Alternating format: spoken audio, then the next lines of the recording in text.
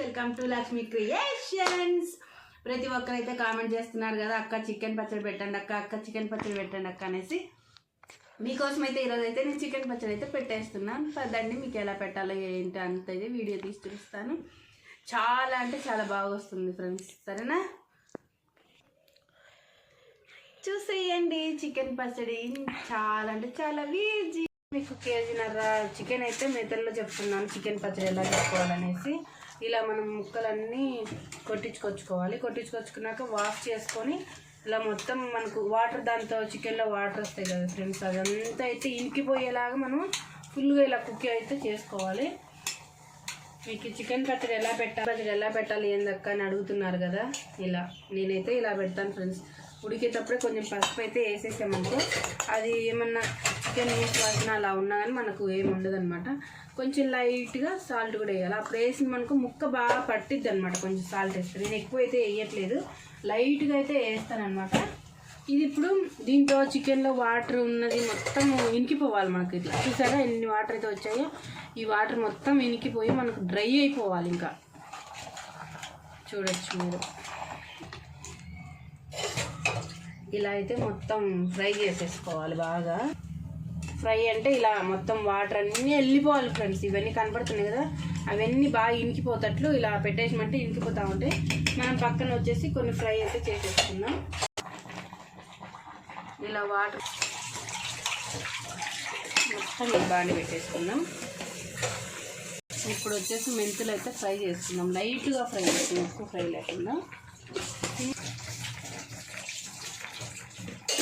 జీలకర్ర,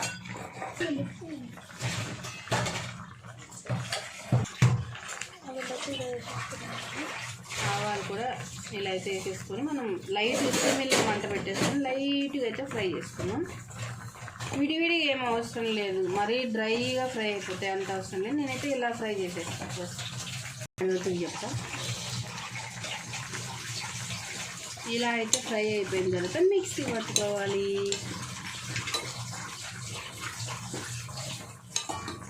బాగా ఫ్రై అవ్వాలన్నమాట. సిమ్లో పెట్టుకొని ఫ్రై చేసుకోవాలి. హైలో పెట్టామనుకో వెంటనే మాడిపోతాయి, బాగోదండి టేస్ట్ కూడా. ఇలా ఫ్రై అయిపోయింది. వీటిని ఇలా ఫ్రై అయిపోయిన తర్వాత ఇంకా చల్లారిన తర్వాత మిక్సీ వేసుకుందాం. లేదా ముందే అయితే వేయొద్దండి, ఎందుకంటే వేసారనుకో మిక్సీ డోమ్ వంటిది. అందుకనేసి మనం మెల్లిగా అయితే చల్లారిన తర్వాత చేసేసుకున్నాం. చూసారా ఫ్రెండ్స్, ఇలా అయితే మొత్తం ఫుల్ డ్రై అయితే అయిపోయింది. ఇంకా వాటర్ ఏమి ఉండకూడదు, లేవు కదా. చూడొచ్చు మీరు కూడా, చుక్క అంటే చుక్క కూడా లేవు చూడండి.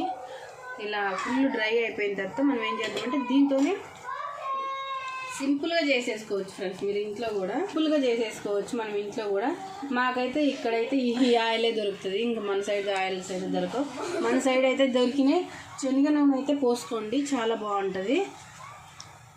నేను దీంతోనే ఆయిల్ వేసేసి బాగా ఉడకబెట్టేస్తాను. ఇంకా ఇలా ఆయిల్ అయితే వేసేసుకున్నాను కదా ఫ్రెండ్స్. ఆయిల్ వేసుకున్న తర్వాత ఆయిల్ అయితే ఫుల్గా మనకు గోల్డ్ కలర్ వచ్చేయాలన్నమాట. ముక్కంతా గోల్డ్ కలర్ వచ్చేసిందంటే ఇంకా అయిపోయిద్ది. చూస్తుండండి, ఈ సైజు నిమ్మకాయలు అయితే నేను 3 అయితే వేస్తున్నాను. ఈ సైజు నిమ్మకాయలు వచ్చేసి నేను 3 అయితే వేస్తున్నా. చాలా లావు ఉన్నాయి, ప్లస్ అందులో జ్యూస్ కూడా చాలా బాగా వస్తున్నాయి కాబట్టి 3 అయితే వేసేసుకుని సరిపోతుంది.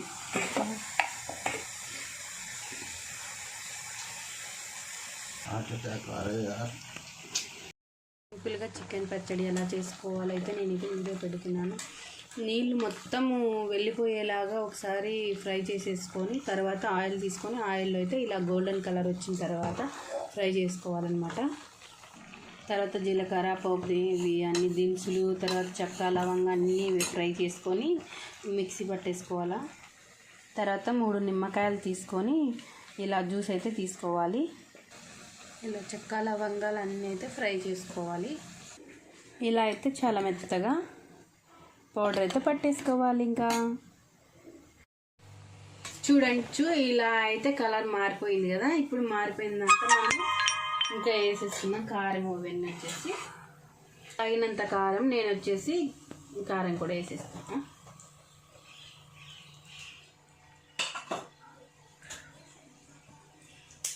తగినంత సాల్ట్,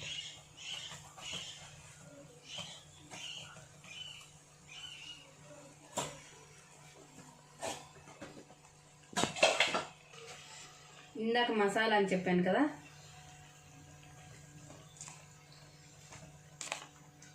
చెక్క లవంగా అన్ని ఫ్రై చేసుకున్నాయి ఇంకా. ఇంకా దీంతోనే అలా ఫ్రై అయిపోతాయి ఫ్రెండ్స్, మనం ఏం విడిగా ఏం ఫ్రై చేయాల్సిన అవసరం లేదనమాట.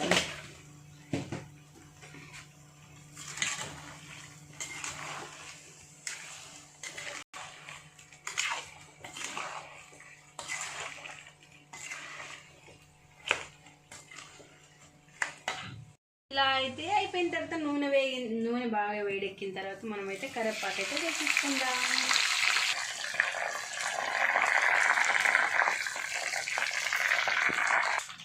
ఇలా కరివేపాకు అంతా గలగల అవుతున్నప్పుడు మొత్తం నేను వేసేసుకోవడం. ఇంకా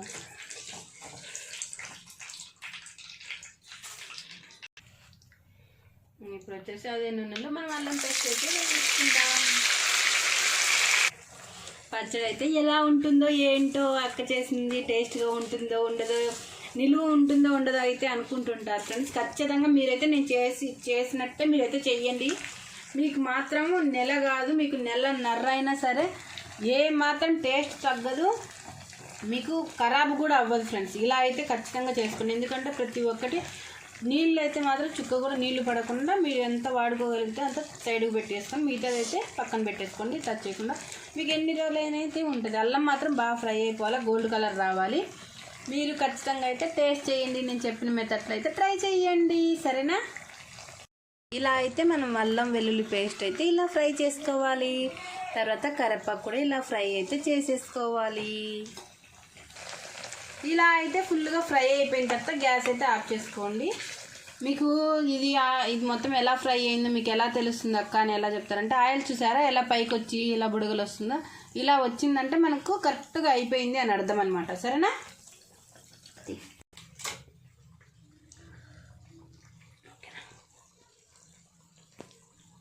ఇప్పుడు మొత్తం ఇలా వేసేసుకున్నాం. ఇంకా ఇప్పుడు వచ్చేసి బాగా పట్టించుకోవాలన్నమాట ముక్కకి. ఇలా అయితే చల్లారాలి కొద్దిసేపు. అయితే రెడీ అయిపోయిన తర్వాత వచ్చేసి ఇంకా నిమ్మకాయ రసం చల్లగా చల్లారిన తర్వాత ఇంకా నిమ్మకాయ రసం అయితే వేసేసుకుందాం. చూడొచ్చు మీరు.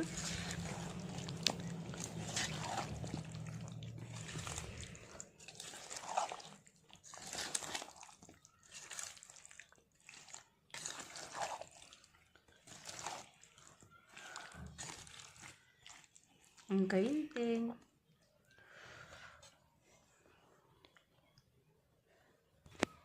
ఇప్పుడైతే మా స్వీట్కి అయితే ఇద్దాము, టేస్ట్ చేసి చెప్పేసిద్ది ఇప్పుడే మీకు. స్వీటీ రానా ఒకసారి టేస్ట్ చేసి చెప్దు. స్వీటీ టేస్ట్ చేసి చెప్పునా ఒకటి. అంతా చూడు ఉప్పు కారం అన్నీ సరిపోయినాయా లేదా, నేను కూడా చెప్తాను ఉండండి ఫ్రెండ్స్.